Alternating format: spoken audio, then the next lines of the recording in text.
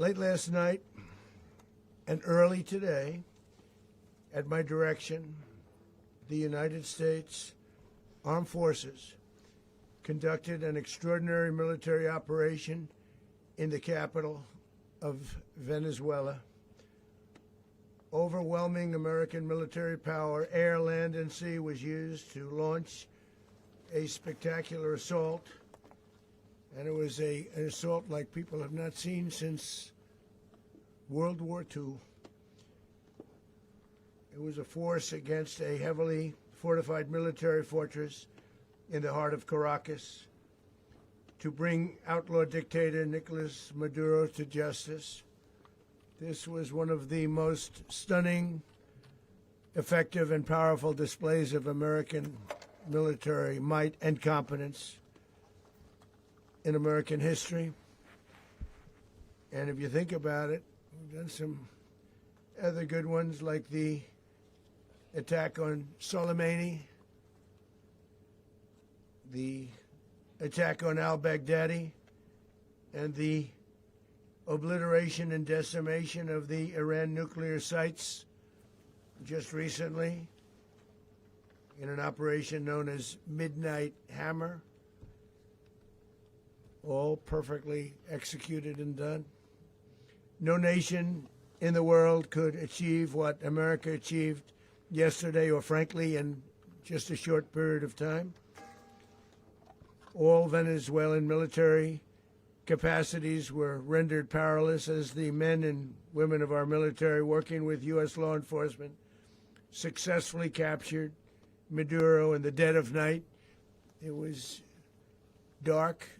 The lights of Caracas were largely turned off due to a certain expertise that we have. It was dark, and it was deadly. But captured along with his wife,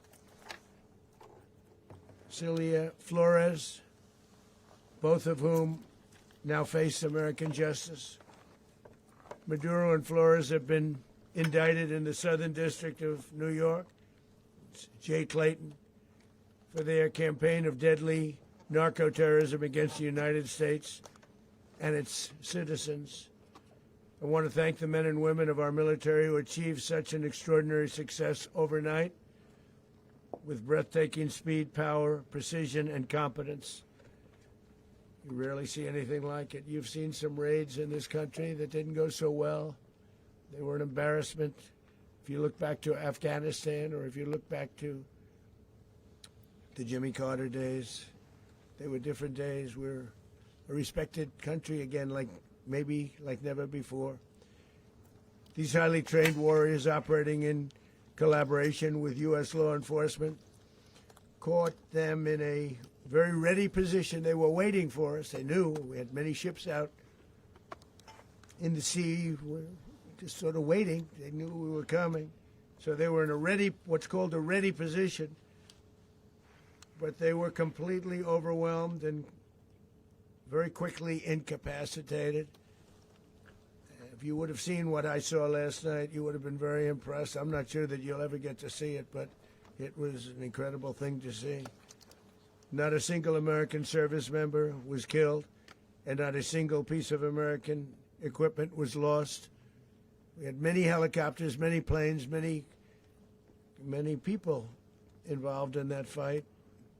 But think of that, not one piece of military equipment was lost, not one service member was, more importantly, killed. The United States military is the strongest and most fearsome military on the planet by far, with capabilities and skills our enemies can scarcely begin to imagine. We have the best equipment anywhere in the world.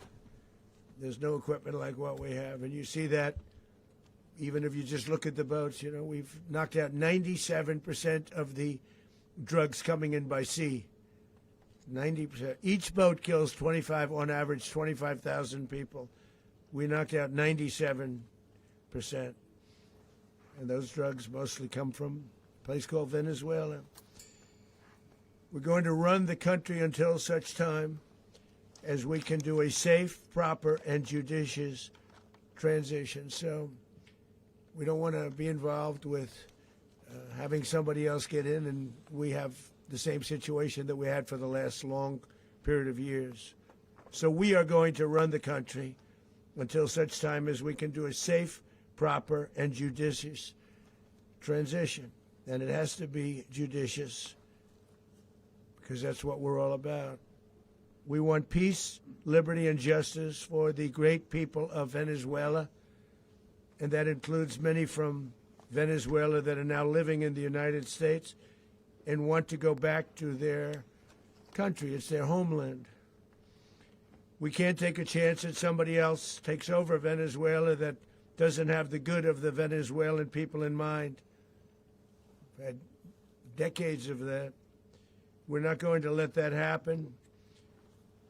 We're there now, and what people don't understand, but they understand as I say this, we're there now, but we're going to stay until such time as the proper transition can take place. So we're going to stay until such time as we're going to run it, essentially, until such time as a proper transition can take place. As everyone knows, the oil business in Venezuela has been a bust, a total bust, for a long period of time.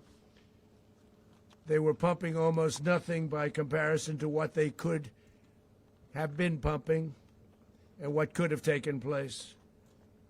We're going to have our very large United States oil companies, the biggest anywhere in the world, go in, spend billions of dollars, fix the badly broken infrastructure, the oil infrastructure, and start making money for the country.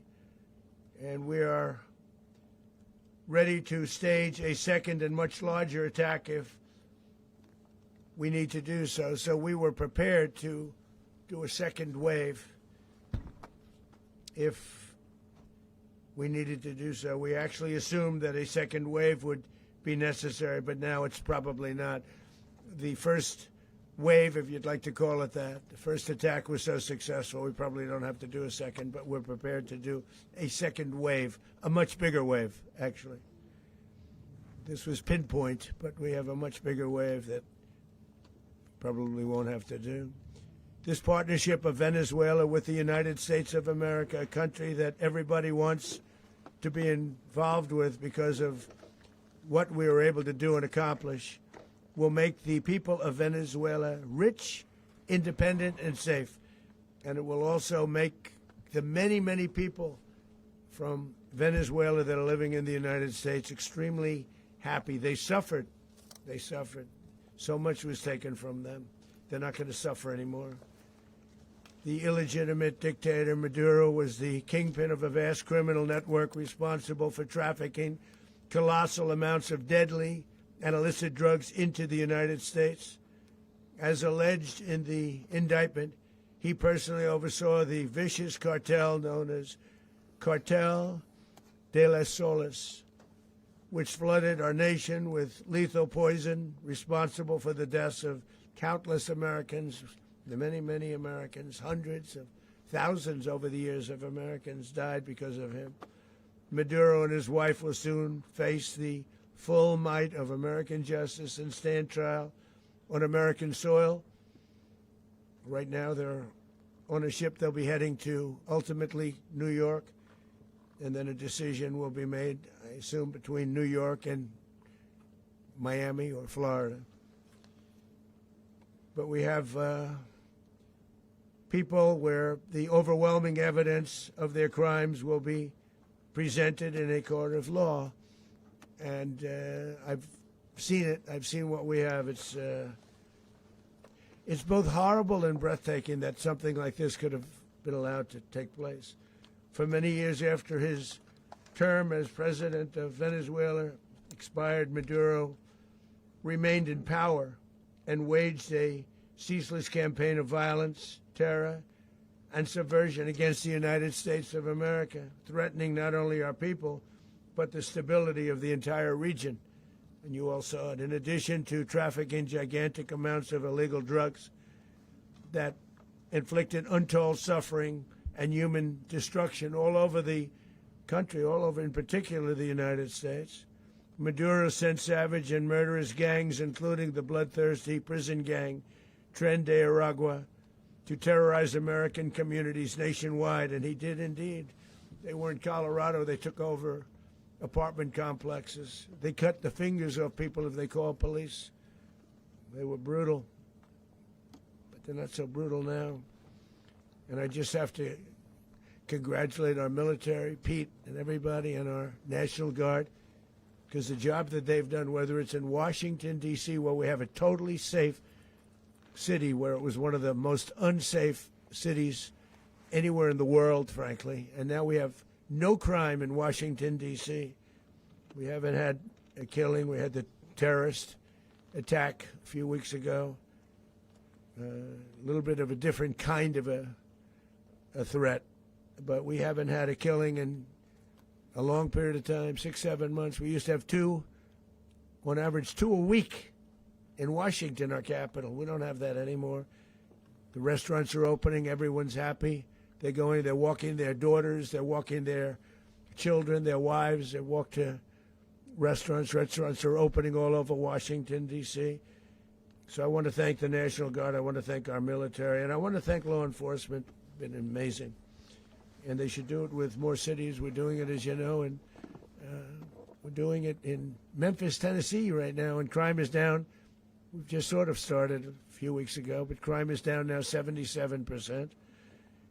And the governor of Louisiana called, great person, and he wanted us to help him, as you know, in a certain very nice part of Louisiana. And we have done that. And it was a rough section, and we have crime down. I understand it's down to almost nothing already after 2.5 weeks. New Orleans, it's down to almost nothing, and we've only been there for 2.5 weeks. Can't imagine why governors wouldn't want us to help. We also helped, as you know, in Chicago, and crime went down a little bit there. We did a very small help because we had no working ability with the governor. The governor was a disaster, and the mayor was a disaster. But it knocked down crime. But we're pulling out of there when they need us. We'll know. You'll know. You'll be writing about it. And likewise, Los Angeles, where we saved Los Angeles early on, where the head of the police department made a statement that if the federal government didn't come in, we would have lost Los Angeles. That's long after the fires. That's when they had the riots in Los Angeles. We did a great job. Got no credit for it whatsoever, but that's okay. It doesn't matter. We don't need the credit. But we'll be pulling out when they need us. They'll call, or we'll go back if we have to. We'll go back. But we did a great job in various cities. But the place that we're very proud of is Washington, D.C., because it's our nation's capital. We took it from being a crime-ridden mess to being one of the safest cities in the country. But the gangs that they sent raped, tortured, and murdered American women and children. They were in all of the cities I mentioned, Tren de Aragua. And they were sent by Maduro to terrorize our people, and now Maduro will never again be able to threaten an American citizen or anybody from Venezuela. There will no longer be threats. For years I've highlighted the stories of those innocent Americans whose lives were so heartlessly robbed by this Venezuelan terrorist organization. Really one of the worst. One of the worst, they say the worst. Americans like 12-year-old Jocelyn Nungari from Houston. Beautiful Jocelyn Nungari, what happened to her? They, as you know, they kidnapped, assaulted, and murdered by Tren de Aragua animals. They murdered Jocelyn and left her dead under the bridge. There was a bridge that will never be the same to so many people after seeing what happened. As I've said many times, the Maduro regime emptied out their prisons, sent their worst and most violent monsters into the United States to steal American lives. And they came from mental institutions and insane asylums. They came from prisons and jails. The reason I say both, they sound similar. Actually, prisons a little bit more hostile, a little bit tougher. A mental institution isn't as tough as an insane asylum, but we got them both. They sent from their mental institutions. They sent from their jails, prisons. They were drug dealers. They were drug kingpins. They sent everybody bad into the United States, but no longer. And we have now a border where nobody gets through. In addition, Venezuela unilaterally seized and stole American oil, American assets, and American platforms, costing us billions and billions of dollars. They did this a while ago, but we never had a president that did anything about it. They took all of our property. It was our property. We built it. And we never had a president that decided to do anything about it. Instead, they fought wars that were 10,000 miles away. We built Venezuela oil industry with American talent, drive, and skill, and the socialist regime stole it from us during those previous administrations, and they stole it through force. This constituted one of the largest thefts of American property in the history of our country. Considered the largest theft of property in the history of our country. Massive oil infrastructure was taken like we were babies, and we didn't do anything about it. I would have done something about it.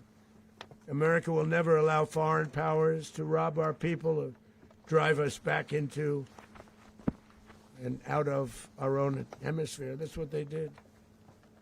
Furthermore, under the now deposed dictator Maduro, Venezuela was increasingly hosting foreign adversaries in our region and acquiring menacing offensive weapons that could threaten U.S. interests and lives. And they used those weapons last night. Potentially in league with the cartels operating along our border. All of these actions were in gross violation of the core principles of American foreign policy, dating back more than 2 centuries, and not anymore.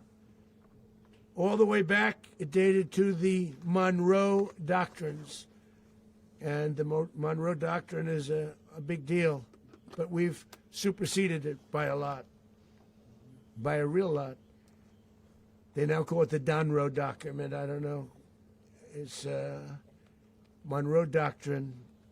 We sort of forgot about it. It was very important, but we forgot about it. We don't forget about it anymore. Under our new national security strategy, American dominance in the Western Hemisphere will never be questioned again. Won't happen.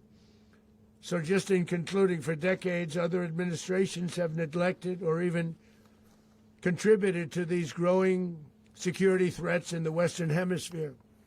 Under the Trump administration, we are reasserting American power in a very powerful way in our home region. And our home region is very different than it was just a short while ago. The future will be, and we did this in my first term. We had great dominance in my first term, and we have far greater dominance right now. Everyone's coming back to us. The future will be determined by the ability to protect commerce and territory and resources that are core to national security. These are core to our national security. Just like tariffs are, they've made our country rich, and they've made our national security stronger than ever before. But these are the iron laws that have always determined global power, and we're going to keep it that way. We will secure our borders. We will stop the terrorists. We will crash the cartels, and we will defend our citizens against all threats, foreign and domestic. Other presidents may have lacked the courage or whatever to defend America, but I will never allow terrorists and criminals to operate with impunity against the United States. This extremely successful operation should serve as warning to anyone who would threaten American sovereignty or endanger American lives. Very importantly, the embargo on all Venezuelan oil remains in full effect.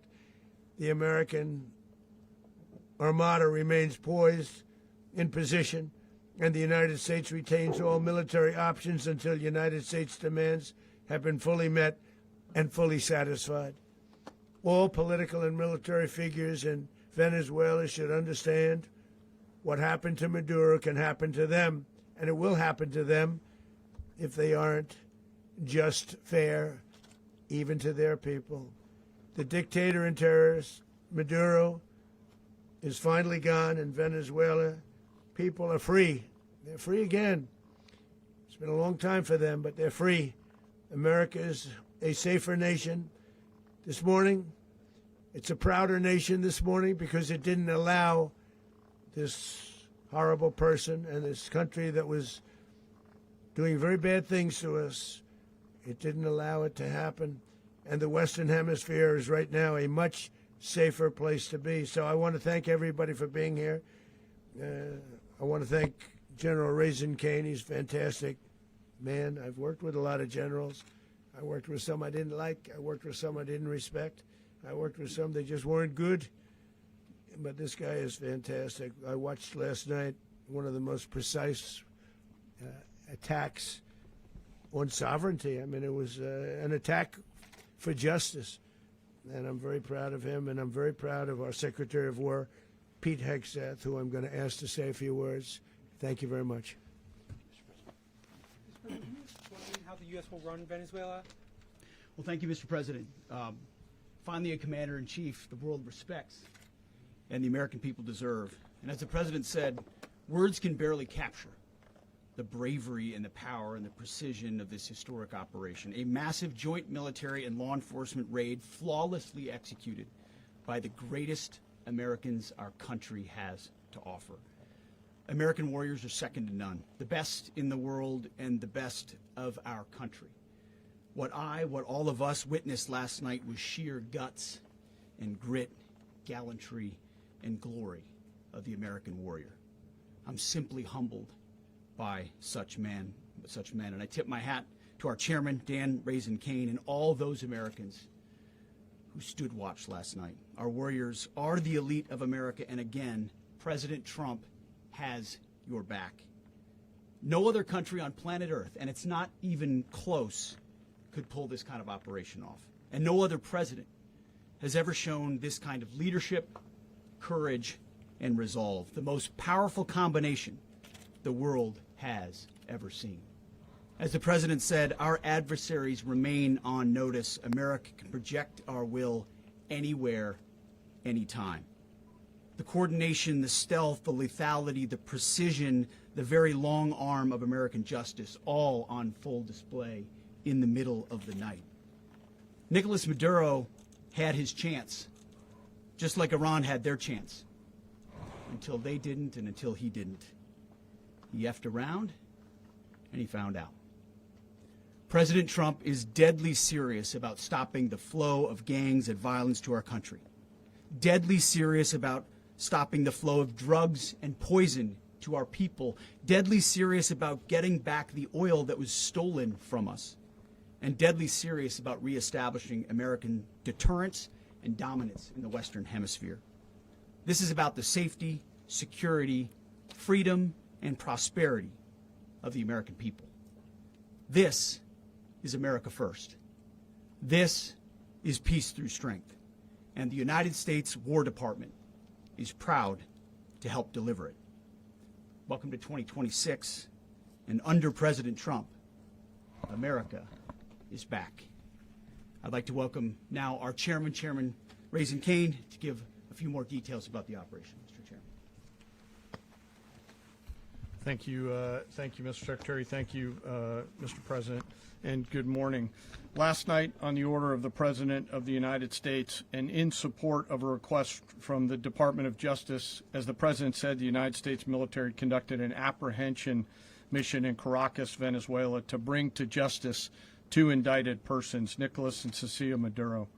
This operation, known as Operation Absolute Resolve, was discreet, precise, and conducted during the darkest hours of January 2nd and was the culmination of months of planning and rehearsal, an operation that, frankly, only the United States military could undertake.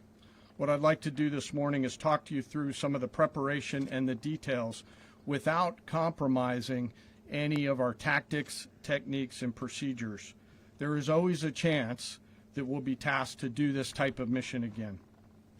Our interagency work began months ago and built on decades of experience of integrating complex air, ground, space, and maritime operations.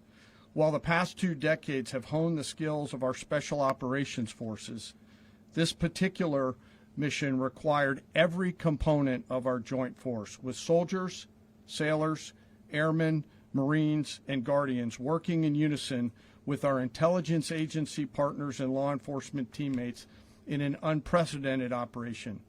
We leveraged our unmatched intelligence capabilities and our years of experience in hunting terrorists, and we could not have done this mission without the incredible work by various intelligence agencies, including the CIA, NSA, and NGA. We watched, we waited, we prepared, we remained patient and professional.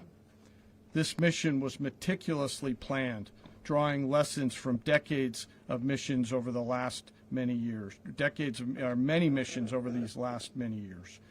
This was an audacious operation that only the United States could do. It required the utmost of precision and integration within our joint force.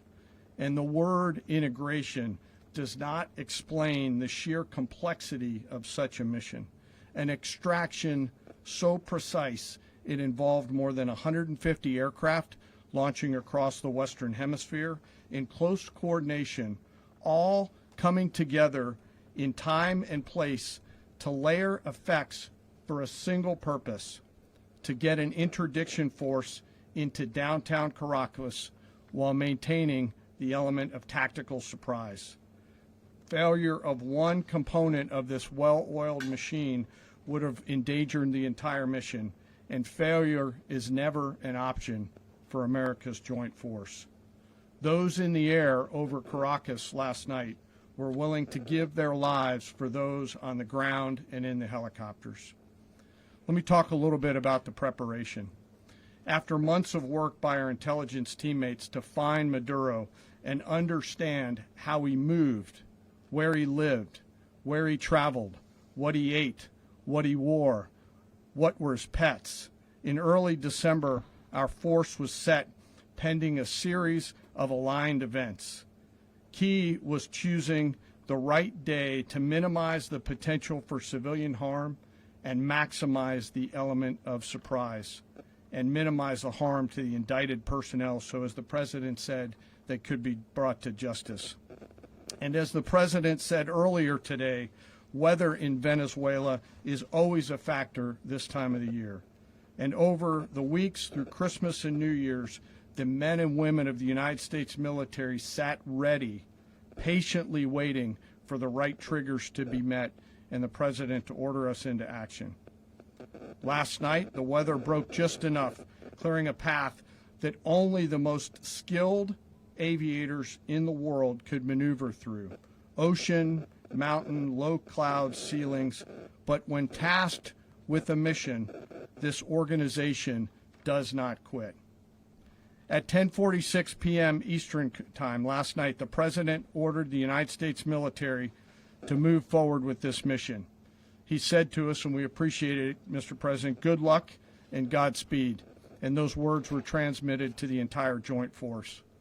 Over the course of the night, aircraft began launching from 20 different bases on land and sea across the Western Hemisphere.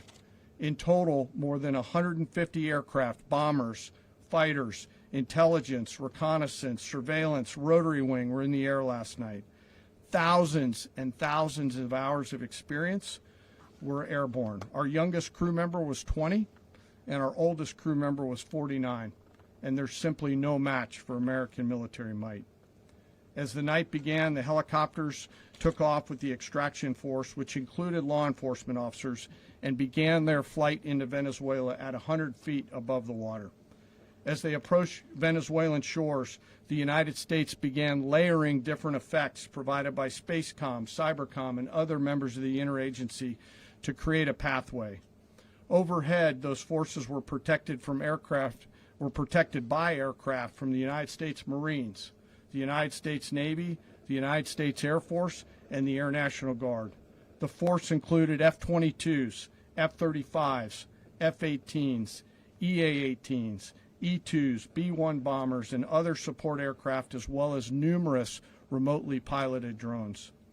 As the force began to approach Caracas, the Joint Air Component began dismantling and disabling the air defense systems in Venezuela, employing weapons to ensure the safe passage of the helicopters into the target area. The goal of our air component is, was, and always will be to protect the helicopters and the ground force and get them to the target and get them home. As the force crossed the last point of high terrain where they'd been hiding in the clutter, we assessed that we had maintained totally the element of surprise.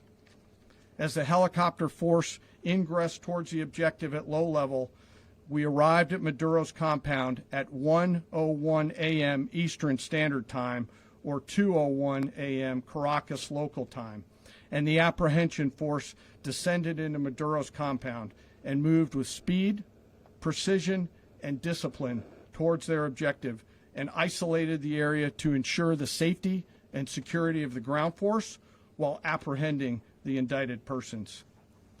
On arrival into the target area, the helicopters came under fire, and they replied with that fire with overwhelming force in self-defense. One of our aircraft was hit but remained flyable, and as the President said earlier today, all of our aircraft came home, and that aircraft remained flyable during the rest of the mission. As the operation unfolded at the compound, our air and ground intelligence teams provided real-time updates to the ground force, ensuring those forces could safely navigate the complex environment without unnecessary risk. The force remained protected by overhead tactical aviation.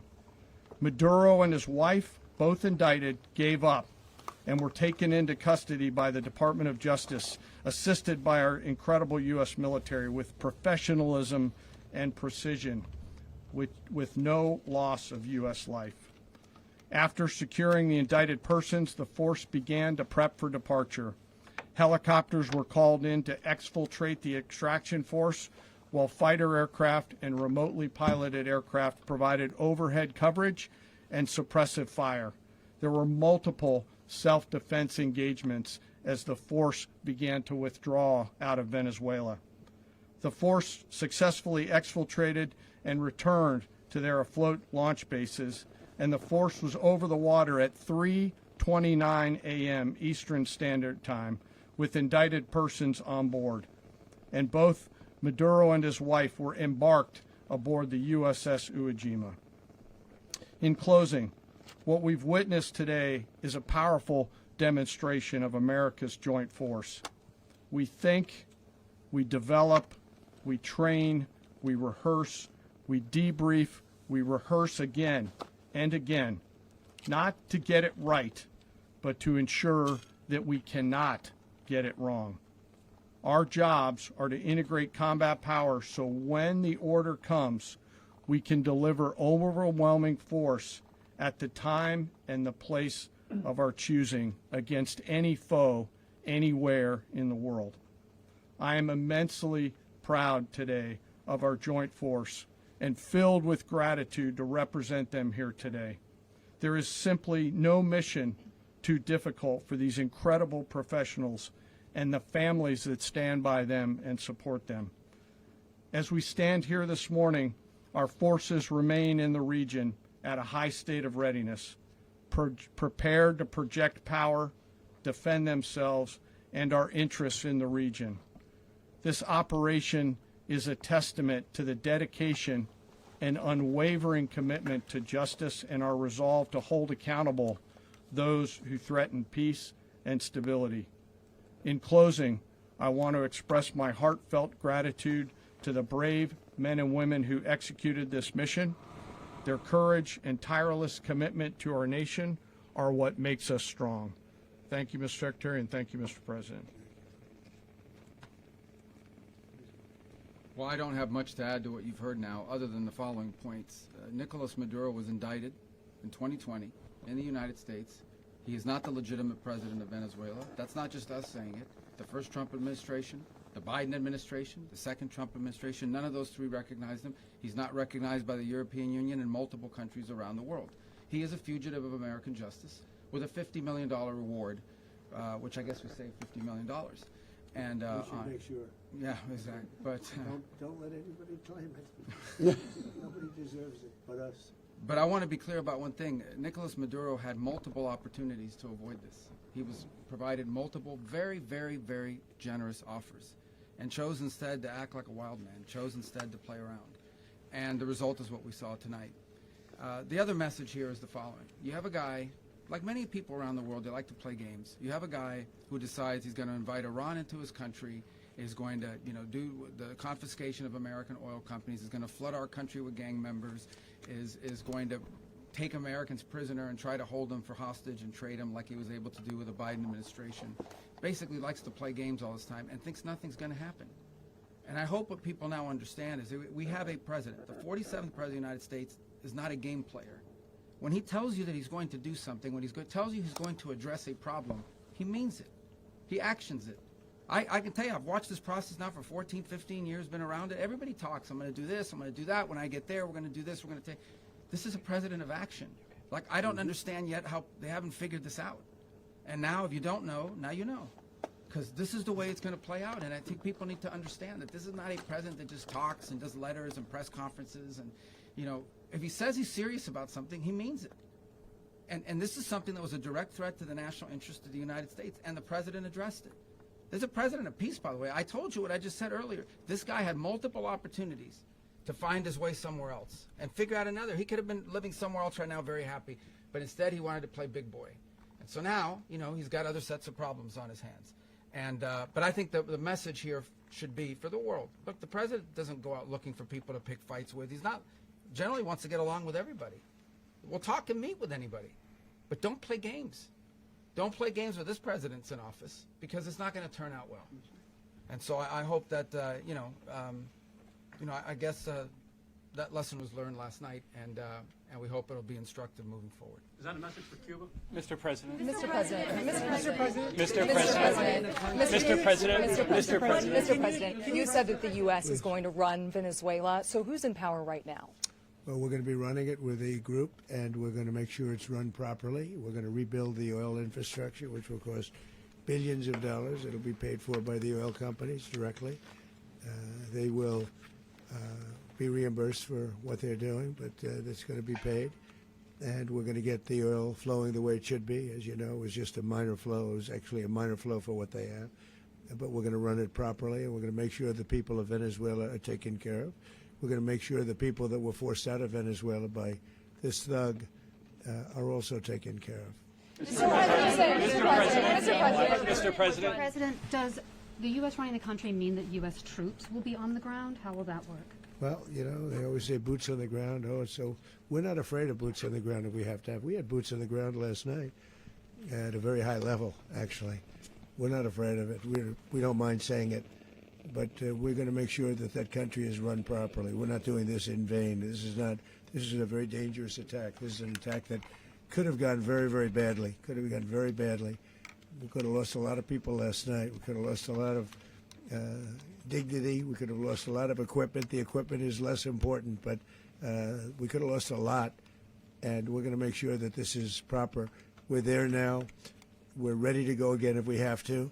We're going to run the country right. It's going to be run very judiciously, very fairly. It's going to make a lot of money. We're going to give money to the people. We're going to reimburse people that were taken advantage of. We're going to take care of everybody. It's very important. We couldn't let them get away with it. They stole our oil. We built that whole industry there, and they just took it over like we were nothing. And we had a president that decided not to do anything about it.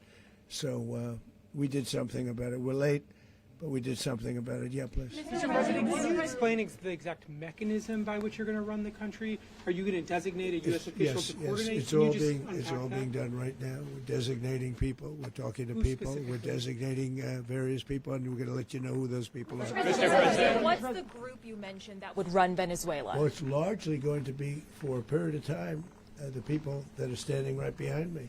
We're going to be running it. We're going to be bringing it back. It's a dead, I talk about a dead country. A year and a half ago, we were a dead country. Now we're the hottest country anywhere in the world. We're a country doing better than any country anywhere in the world. and it required leadership. Venezuela has a lot of bad people in there, a lot of bad people that shouldn't be leading. We're not going to take a chance that one of those people take over for Maduro.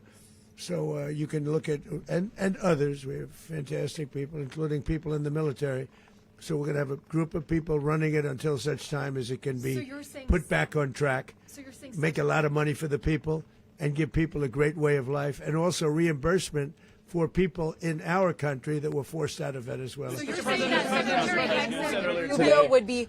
You said earlier today that you weren't going to back Machado to come back and be the opposition leader in your Fox and Friends interview. And then you also mentioned the vice president of Venezuela. Are you going to work with the vice president of Venezuela, or how do you foresee the relationship Well, going? I understand she was just sworn in, but she was, as you know, picked by Maduro.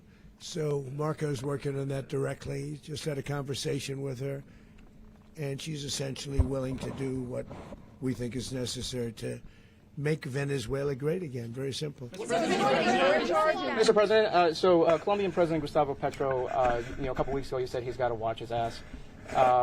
And today, he said he's not concerned about anything happening to him in the aftermath of this operation. So, just what your message is Well, about he that. has cocaine mills. He has factories where he makes cocaine. And, yeah, I think I stick by my first statement. He's making cocaine. They're sending it into the United States. So he does have to watch his ass. Mr. President, did you notify any members of Congress in advance? Marco, do you want to talk about that? Because you were involved. Sure. We call members of Congress immediately after. This was not the kind of mission that you can do congressional notification on. It was a trigger-based mission in which conditions had to be met night after night. We watched and monitored that for a number of days. So it's just simply not the kind of mission you can call people and say, hey, we may do this at some point in the next 15 days. But it's largely a law enforcement function. Remember, at the end of the day, at its core, this was an arrest of 2 indicted fugitives of American justice, and the Department of War supported the Department of Justice in that job. Now, there are broader policy implications here, but it's just not the kind of mission that you can pre-notify because it endangers the mission. Mr.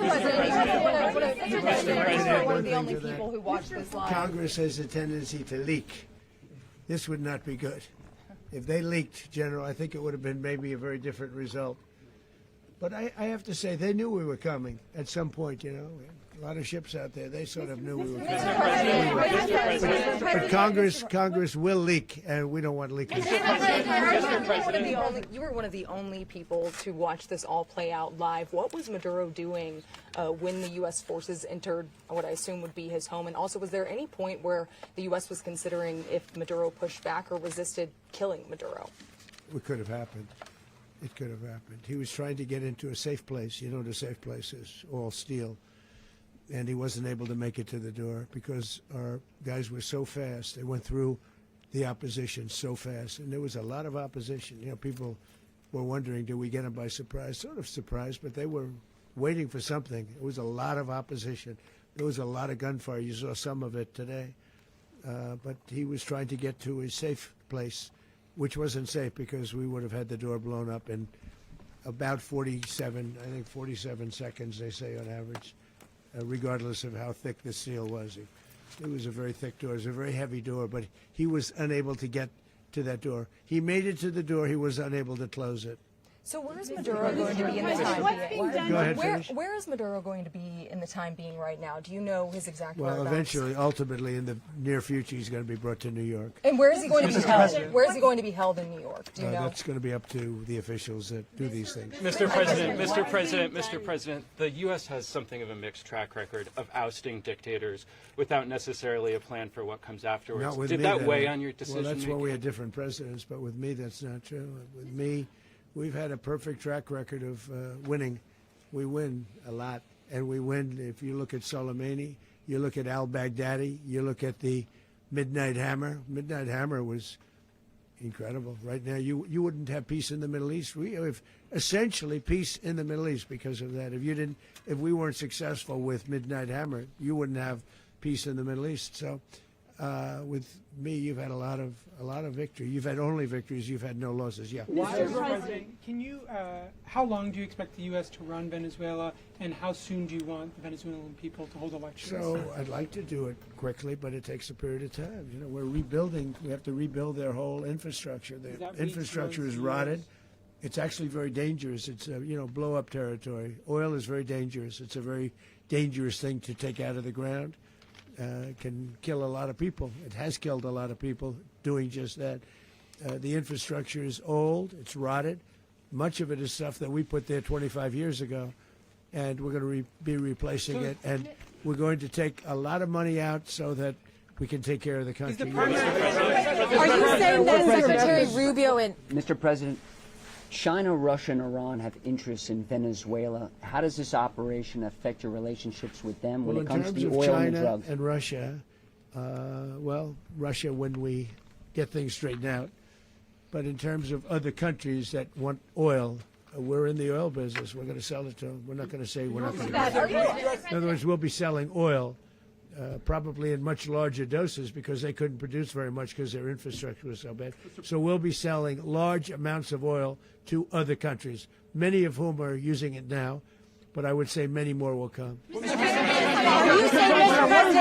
you saying that, Mr. President, are you saying that? Mr. President, thank you. What is your message to the people of Venezuela today? Of course, the civilian population specifically, they have a lot of questions. What is your message to the people of Venezuela? That you're going to have peace, justice. You're going to have some of the riches that you should have had for a long period of time. It was stolen from you.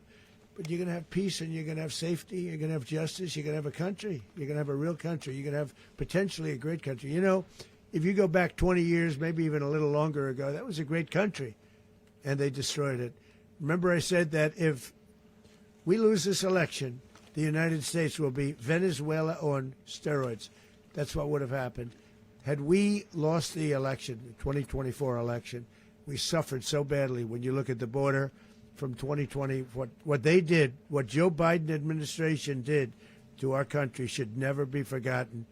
But if we had to go through another year of that, we wouldn't have. We would be exactly where Venezuela was in terms. I used to say, if they win, we're going to be Venezuela on steroids, and that's what would have happened. President, thank you. Are you saying that Secretary Hegseth and Rubio are going to be running Venezuela, and will you be sending in U.S. military They're troops going to to be a provide? team that's working with the people of Venezuela to make sure that we have Venezuela right.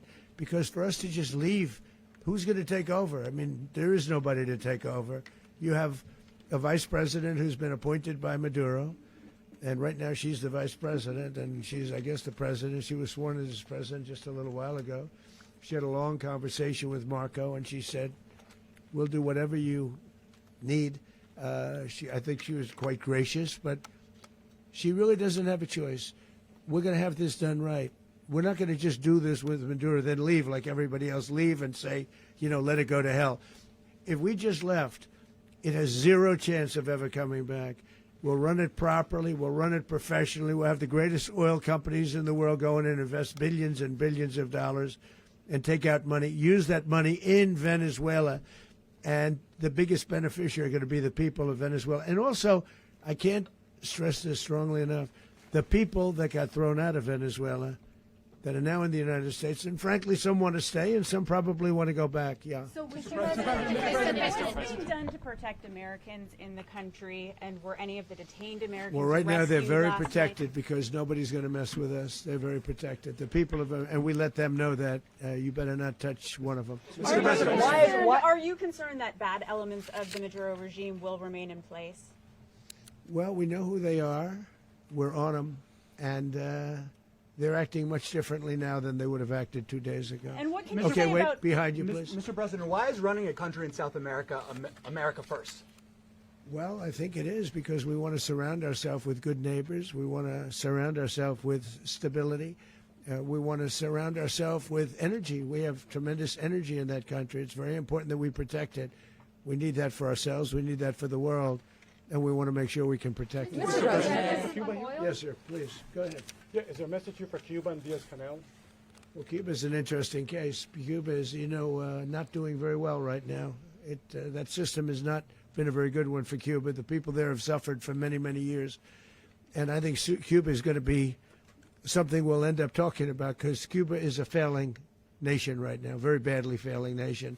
And we want to help the people. It's very similar in the sense that we want to help the people in Cuba, but we want to also help the people that were forced out of Cuba and living in this country. Do you want to say something about that, Marco, please? Well, I mean, I just gave you a statement a few minutes ago about when the president speaks, you should take him seriously. So suffice it to say, Cuba is a disaster. It's run by incompetent, senile men, and in some cases, not senile but incompetent nonetheless. It has no economy. It's in total collapse. And by the way, they were, all of the guards that helped protect Maduro. This is well known. Their whole spy agency, all that were full of Cubans. I mean, it's amazing. This poor island took over Venezuela in some cases. One of the biggest problems the Venezuelans have is they have to declare independence from Cuba. They tried to basically colonize it from a security standpoint. So, yeah, look, if I lived in Havana and I was in the government, I'd be concerned, at least a little bit. Are you cutting off the oil flow to Cuba from Venezuela? Well, the president already announced a week ago that anything that's sanctioned oil, it's not going to be allowed to get there. So that's an Mr. President. The answer is yes. Mr. President, Is the U.S. aware of the location of opposition leader Machado, and have you been in contact with her? No, we haven't. No, we haven't. How many hesitations about Machado? Mr. President, on Monday. Oh, I think it would be very tough for her to be the leader. She doesn't have the support within or the respect within the country. She's a very nice woman, but she doesn't have the respect to be the Mr. leader. President, is it possible that the U.S. ends up administrating Venezuela for years? Well, it won't cost us anything because the money coming out of the ground is very substantial, so it's not going to cost us anything. So the U.S. isn't going to dedicate any money to Well, we want safety there. We want to be surrounded by countries that aren't housing all of our enemies all over the world. That's what was happening, and you don't want to have that. But we're going to be rebuilding, and we're not spending money. The oil companies are going to go in. They're going to spend money. We're going to take back the oil that, frankly, we should have taken back a long time ago. A lot of money is coming out of the ground. We're going to get reimbursed for all of that. We're going to get reimbursed for everything that we spend. So it's going to be a very important. This is a very big evening that took place last night. We have to be surrounded by safe, secure countries. And we also have to have energy, very important. We have to have energy that's real energy, not where they're getting 4% and 5% of the energy out of the ground. You take a look, it was such a disaster. So what's going to happen with Venezuela, I think, over the next period of a year is going to be a great thing. And the people of Venezuela will be the biggest beneficiaries. Mr. President, on Monday, defending the U.S. military. Mr. President, thank you. What did you last speak to Maduro about when you spoke? And is the Well, U.S. I don't want to get into the Venezuela? conversations, but I did have conversations with him, and I said, you got to surrender. And I actually thought he was pretty close to doing so, but now he wished he did, yeah. Mr. President, can you explain, you said that Maduro is responsible for drug trafficking. You recently pardoned the former president of Honduras who was convicted on many drug trafficking. Can you explain how these two situations are different? And would you ever pardon Maduro? I endorsed, as you know, the winning president, the man who won in Honduras. I endorsed the man who won in Chile. I endorsed the man who won in Argentina. And we are doing very well with that whole group. What the man that I pardoned was, if you could equate it to us, he was treated like the Biden administration treated a man named Trump. That didn't work out too well for them. This was a man who was persecuted very unfairly. He was the head of the country. He was persecuted very unfairly. And there are a number of them. And we felt that it was a very unfair situation that happened to him. He's also a party member of the man who won. So obviously the people liked what I did. And one of the reasons that was done is because of the fact that the party in power felt very strongly that that man was treated very badly. I studied it very quickly, and then I studied it in great detail. I went to a lot of the people standing behind me, and they felt that that man was persecuted and treated very badly. That's why I gave him a pardon. Mr. President, you referenced boots on the ground earlier. Can you just sort of button this up? Do you envision the U.S. military having a presence in Venezuela as the U.S. runs that country? No, we're going to have a presence in Venezuela as it pertains to oil, because we have to have, we're sending our expertise in. So you may need something, not very much. But no, we're going to be taking out a tremendous amount of wealth out of the ground. And that wealth is going to the people of Venezuela and people from outside of Venezuela that used to be in Venezuela. And it goes also to the United States of America in the form of reimbursement for the damages caused us by that country.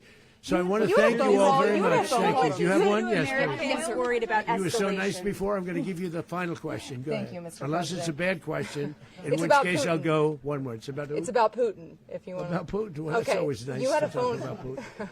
You had a phone call with him Yeah. on Monday. Did he talk at all about Maduro? Did y'all talk about this? No, we didn't. And We then- never spoke about Maduro. Are you mad at him right now? I mean, there's this I'm not intelligence. thrilled with Putin. I'm not thrilled with Putin. He's killing too many people. There was that intelligence. I thought that would be so. I settled 8 1/4 war. You know what the 1/4 was? Thailand and Cambodia. I did it again. They broke out, and I did it in about 5 hours, and I settled it. I'm giving myself 1/4, so I'm up to now 8 1/4. In other words, I settled the war, but then they broke out. They had a pretty bad breakout over the last 4 days. I got them to go back to peace.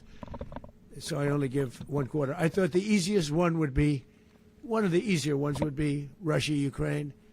It's not. And they both have done some pretty bad things. And look, that's Biden's war. That's not my war. But I want to stop the lives. Did you see where last month, 30,000, it was 27,000 the month before. 30,000, mostly soldiers, were killed this last month. 30,000. I want to stop that. You know, I got NATO to pay 5% instead of the 2% that they weren't paying. They weren't paying 2, now they pay 5. And we send them a lot of munitions. We send them a lot of things, missiles and various other things, a lot.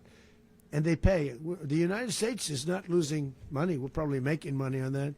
It's the last thing I care about. I just want to stop all those people. We're losing 25, 30,000 human beings that come from 2 places that are very far away. But if I can stop, because it's something I've been pretty good at doing, deals, I guess. It's all a deal. Life is a big deal. But if I can stop that war and stop 30,000 young people, in addition to the fact that people are being killed in Kiev, people are being killed in other cities throughout, a much smaller number, but they're being killed, viciously killed. So I'm not happy about it. I thought that would be something that would get solved. We have Mr. Witkoff here. I think that we're making progress, but that's a war that should have never happened. If I were president, it would have never happened. Putin says it. Everybody says it. If I were president, that would have never happened. But I inherited that war. That was Joe Biden, Zelensky, and Putin. I came into the situation, and it's a mess. And I will say this. I watched an operation last night that was so precise, that was so brilliant. I mean, it was incredible. If we had our people, like this general and our people involved, that war would not have gone on very long, that I can tell you. That war, to use an old term, that war has become a bloodbath, and we want it to get stopped. Thank you very much.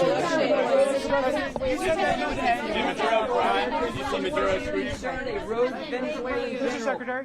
Secretary, can you talk about your conversation with the Vice President?